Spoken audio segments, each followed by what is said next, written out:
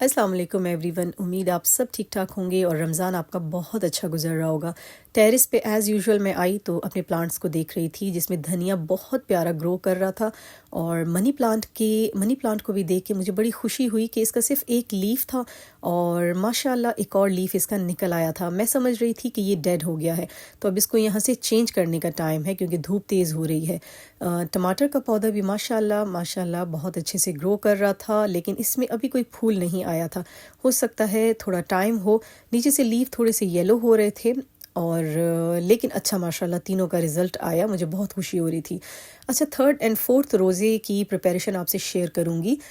Morning में आज नहीं कल थर्ड रोज़े की मॉर्निंग में मैंने की फ्रिज की क्लीनिंग। मैंने आपको दिखाया था ना, बड़े बड़े टाइम से मैंने क्लीनिंग नहीं की थी, बिल्कुल भी टाइम नहीं मिल रहा था। तो अच्छे से फ्रिज को मैंने क्लीन किया और ऊपर नीचे सारा ठीक ठाक वॉश कर दिया था। हायर का ये मीडियम साइज़ फ्रिज है, लेकिन मुझे कथन भी इससे शुरू से ही सेटिस्फेक्शन नहीं हुई क्योंकि ग्रिल्स को जंग लग गया और स्टोरेज बॉक्स भी इसका बहुत जल्दी टूट गया था। बस जब तक है चला रहे हैं, देखेंगे आगे। अच्छा जी, मैंने बनाई थी फर्स्ट रोज़े पे ही इमली की चटनी गुड़ और खजूर के साथ। इंशाल्लाह वो क्लिप्स हैं मेरे पास, फिर आपसे शेयर करूँगी कि मैंने कैसे बनाई थी। तो इतनी मज़े की बनी थी ना कि अब ये इतनी सी रह गई थी। मैं सोच रही हूँ कि इसको मैं छोटी बॉटल्स में शिफ्ट कर दूँ क्योंकि ये बड़ा जार है, थोड़ा इसको कैरी करना मुश्किल हो जाता है। तो छोटे जार्स में शिफ्ट कर देती हूँ। ये दोनों जो छोटे जार्स हैं मैं फ्रीज़र में रख दूँगी क्योंकि इमली की चटनी ज़्यादा फ्रिज में पड़ी रहे तो उसमें फंगस लगने का भी ख़तरा हो जाता है। लेकिन आई होप कि ये बचेगी नहीं, जल्दी रमज़ान ख़त्म होने से पहले ही ख़त्म हो जाएगी, इतनी हमें अच्छी लगती है। लेकिन मैं इसको ऐसे यूज़ करती हूँ कि दिन में मैं फ्रीज़ कर देती हूँ, मतलब फ्रीज़र की डोर में मैं रख देती हूँ और जब यूज़ करनी होती है तो एक दिन पहले मैं उसे निकाल लेती हूँ। इस तरह चटनी ज़्यादा टाइम चलती है, उसमें कोई स्मेल या फंगस इशू भी नहीं होता। इवनिंग में मैं बना रही थी आमचूर की चटनी। आई डोंट नो आप लोगों ने इसका नाम सुना है कि नहीं। ये ड्राई आम की फांकें होती हैं, लंबी लंबी फांकें, इनको आमचूर कहते हैं। तो इसकी चटनी हम लोग को बहुत ज़्यादा पसंद है। ये कैसे बनती है? पहले तो इसको अच्छी तरह वॉश करना पड़ता है, उसके बाद इसको इतना कुक करना पड़ता है कि नरम हो जाए। साथ साथ मैं चिकन चेस्ट भी चढ़ा चुकी थी क्योंकि ये भी मुझे चाहिए थे ब्रेड रोल्स बनाने के लिए। तो थर्ड रोज़े की मॉर्निंग और इवनिंग मैंने यही किया था। और अफ्तारी से पहले क्या किया था? अफ्तारी से पहले फ़ौरन मैंने इंस्टेंट और सिंपल सी बिरयानी बनाई थी। बच्चे जब रोज़ा रखते हैं ना तो उनकी सबसे पहली डिमांड होती है कि आज हमने बिरयानी खानी है। तो मेरे पास पड़े हुए थे बॉइल्ड राइस। यहाँ पकौड़ों की भी मेकिंग हो रही है, लेकिन वो सिलेंडर पे हो रही है क्योंकि गैस अभी भी हल्की हो जाती है। एग्जैक्टली 5 o'clock गैस बिल्कुल कम हो जाती है। तो टमाटर की चटनी बन रही है, कुक्ड चटनी हस्बैंड के लिए बन रही है क्योंकि वो चावल बिल्कुल भी नहीं खाते। तो यहाँ बिरयानी की मेकिंग में मैंने डाल दिया था प्याज। अब डालना था मुझे अदरक लहसुन। जब से मैंने सिलिकॉन की ये मोल्ड लिए हैं ना, बहुत मुझे इजी हो गया है इनसे क्यूब्स को निकालना। एक तो बड़ी प्यारी प्यारी शेप में होते हैं ये, और मेरा तो दिल ही नहीं भरता सिलिकॉन के मोल्ड से। मैं पिछले दिनों भी और बहुत सारे लेके आ गई। तो इनमें चाहे आप आइस क्यूब्स बनाएं या लहसुन अदरक वगैरह रखें तो बड़े मज़े की शेप्स आती हैं। तो मैंने यहाँ पे डाल दिए थे 2-2 क्यूब लहसुन और अदरक के। प्याज के साथ थोड़े से गोल्डन हो जाएंगे, साथ में डाल दूंगी मैं 4 से 5 टमाटर और उनको नरम होने दूंगी। और उसके बाद मैं वॉश्ड किया हुआ चिकन डाल दूंगी। अच्छा, मैं नेशनल का मसाला यूज़ करती हूँ। मैंने शान का बिरयानी मसाला बिल्कुल छोड़ दिया है क्योंकि उसमें बहुत ज़्यादा नमक का फ्लेवर आता है। नेशनल का मसाला बहुत ही रेलेवेंट सा है, ना बहुत तीखा और ना ही फीका, नॉर्मल है, ठीक है। थोड़ा सा दही मेरे पास पड़ा हुआ था, उसमें दोनों पैकेट नेशनल के मैंने डाले और चिकन के ऊपर मैंने डाल दिए। अच्छी तरह बोल को साफ़ कर लूँगी और भुनाई कर लूँगी चिकन की। जब तक टमाटर नहीं गलते तब तक चिकन बनता रहेगा। गैस बहुत ज़्यादा स्लो हो गई थी और मुझे समझ नहीं आ रही थी कि मेरा ये बिरयानी का काम कैसे कंप्लीट होगा।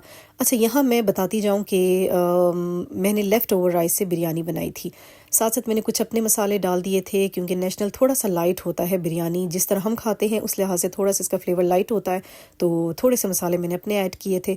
साथ में चटनी भी बन रही थी। टमाटर नरम हो गए थे। जैसे ही ये नरम हो जाते हैं तो इनका जो छिलका है मैं वो हटा देती हूँ।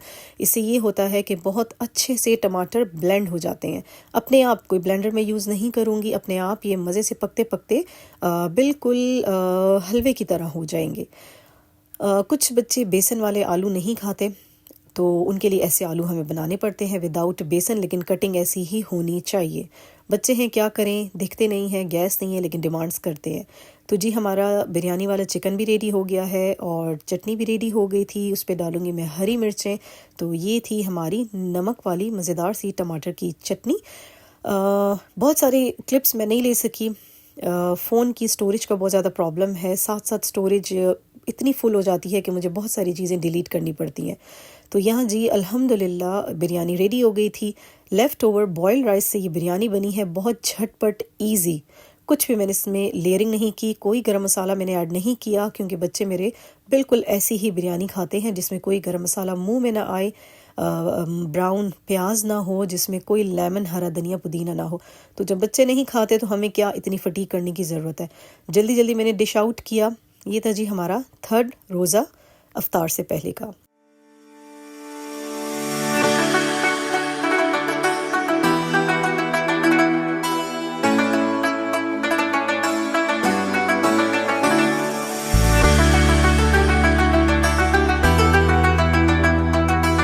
अच्छा, 3rd रोज़े की इवनिंग में जो मैंने आमचूर की चटनी बनाई थी, उसको मैंने इसी बर्तन में सारी रात के लिए छोड़ दिया था। कुक तो वो हो चुकी थी, लेकिन बस हिम्मत मेरी नहीं हो रही थी कि मैं अब उसको ब्लेंड करूं। इसको सबसे पहले ना वॉश करना बहुत ज़्यादा ज़रूरी होता है। इसमें इतनी रेत मट्टी होती है कि आप सोच भी नहीं सकते। तो बहुत अच्छी तरह इसकी धुलाई करने के बाद इसको कुक करना पड़ता है, जिसमें नमक और मोटी मिर्च हम लोग डालते हैं। जब अच्छी तरह ये सॉफ्ट हो जाती है, फिर उसी पानी में इसको ब्लेंड करना पड़ता है। ब्लेंडिंग में थोड़ा सा टाइम लगता है क्योंकि फांकें बड़ी बड़ी होती हैं, लेकिन अच्छे से अगर नरम हुई हुई है ना तो अच्छे से ब्लेंड हो जाएंगी। तो यहाँ मुझे भी थोड़ा टाइम लग गया था इसको ब्लेंड करने में। हालांकि बिल्कुल सॉफ्ट था, लेकिन टाइम लग रहा था। तो ये जब ब्लेंड हो जाता है तो बिल्कुल ऐसे जैसे मुरब्बा नहीं होता, मुरब्बे की शक्ल लगती है। तो ये हम लोग हमारे जेंट्स चाट वगैरह के साथ बहुत शौक से खाते हैं। मैं एक ही दफ़ा बना लेती हूँ, फिर इसी तरह के बड़े जार में फ्रीज़ कर लेती हूँ। जब भी चाहिए होती है घर में, तो वही बात है ना, पहले से निकाल के आप रख दो कि डिफ्रॉस्ट हो जाए और फिर उसको एज़ इट इज़ यूज़ कर लें जितनी आपको चाहिए। तो इस बड़े जार में मैंने शिफ्ट कर दी थी ताकि मैं इसको फ्रीज़ कर दूँ। फिर मेरे पे कमेंट आएंगे, आप हर चीज़ फ्रीज़ क्यों कर रही हैं, यार टाइम सेव करना होता है, बार बार ये चीज़ें बनाना बहुत फटीग लगती है।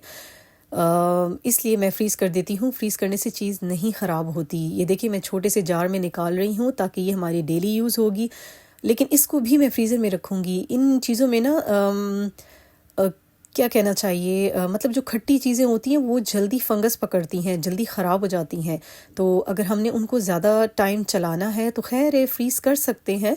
तो प्लीज़ इस बात को मेरे लिए प्लीज़ प्रॉब्लम मत बनाइएगा कि फिर इतनी चटनी बना के आप फ्रीज़ कर रही हैं, फ़्रेश क्यों नहीं बनाती। तो बहुत टाइम लगता है इन चीज़ों में।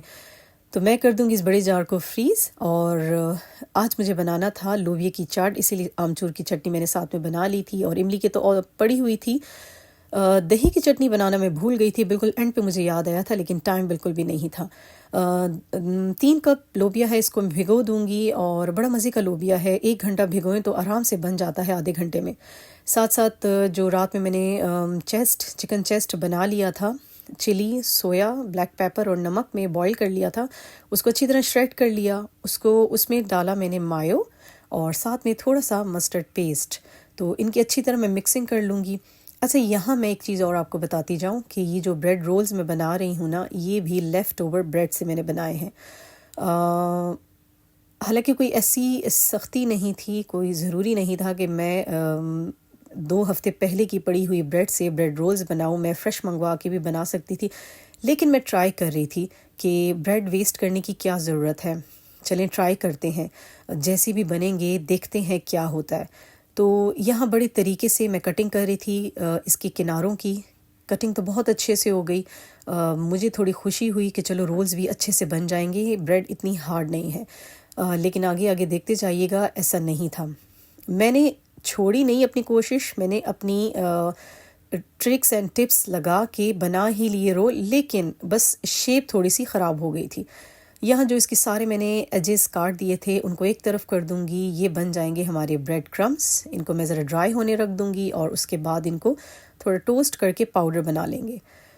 यहाँ मैंने थोड़ा सा ब्रेड पे लगाया पानी कि थोड़ी सॉफ्ट हो जाए, फिर उसको मैंने बेला और थोड़ा सा बैटर रख के मैं फ़ोल्ड करने लगी। बताने का मकसद ये है ना कि कभी कभी दिल करता है ऐसे काम करने का कि ब्रेड पड़ी हुई है तो मैं उसको वेस्ट ना करूं। मुझे सच में कभी कभी बहुत अफसोस होता है घर में जब बहुत सारी रोटी भी बच जाती है तो बड़ा अफसोस होता है। ज़्यादातर तो हम दे देते हैं अपनी हेल्पर को, सालन वगैरह बच जाएं तो बस मेरी कोशिश होती है कि इतना बनाऊं जितना खाया जाए। तो अब ब्रेड के साथ भी मैं वही जुगाड़ कर रही थी। बारी बारी सारे स्लाइसेस को मैंने पानी लगाया, थोड़ा सा पानी ज़्यादा लगा दिया और अपनी थिंकिंग में मैं लगी हुई थी कि शायद पानी लगाने से ज़्यादा अच्छी हो जाएगी, लेकिन नहीं, वो ज़्यादा टूटने लग गई थी, चिपकने लग गई थी। तो अब तो पानी लग चुका था सारे स्लाइसेस पे। बड़ी मैंने लड़ के तमाम स्लाइसेस के साथ इस तरह रोल्स बना लिए थे, अजीब सी शक्ल वाले, लेकिन बन गए थे। टेस्ट तो अंदर अच्छा था, जब बाद में बच्चों ने खाए तो उनको अच्छे लगे। लेकिन जब ये होंगे ना, अभी मैं आपको फ्राई करके दिखाती हूँ, जब ये फ्राई होंगे ना तो बड़ी खूबसूरत लगेंगे। अच्छा, बच्चों की ये भी डिमांड थी कि डीप फ्राई नहीं करने, क्योंकि ये जो रोल्स हैं फ़ौरन सारा ऑयल खींच लेते हैं और हम बहुत ज़्यादा ऑयली नहीं खाएंगे। ऑयली आइटम लेने भी हैं लेकिन बहुत ज़्यादा ऑयल भी उनसे ना निकले। तो जब तक फ्राइड आइटम ना हो टेबल पे तो बच्चों की इफ्तारी कंप्लीट नहीं होती। डेली उनको नया एक स्नैक चाहिए, वो भी फ्राइड, तो बड़े खुश होते हैं।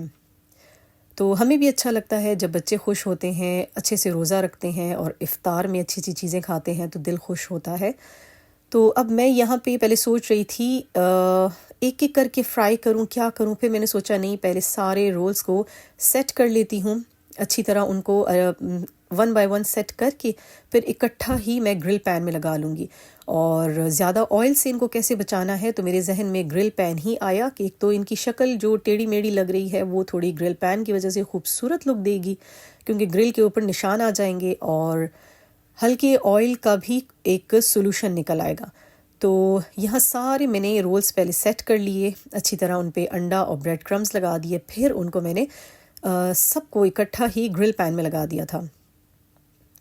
तो अभी भी इतनी उम्मीद मुझे नहीं थी कि ये ठीक से हो जाएंगे, लेकिन जब उनकी साइड्स मैंने चेंज की तो बहुत मुझे खुशी हुई कि नहीं, अब ज़रा शक्ल अच्छी लग रही है और अब ये हो जाएंगे। तो इस तरह वन बाय वन एक एक को साइड चेंज कर करके मैं उस पर चारों साइड्स पे ग्रिल जैसे खूबसूरत निशान लाती रही, ताकि देखने में थोड़े से अच्छे लगे आँखों को। तो हो गई थी हमारी 4th डे की भी इफ्तारी, टेबल सेट कर ली थी और लेती हूँ आपसे इजाज़त। दुआ में याद रखिएगा, अपना बहुत सारा ख्याल रखिएगा। टेक केयर, अल्लाह हाफिज़।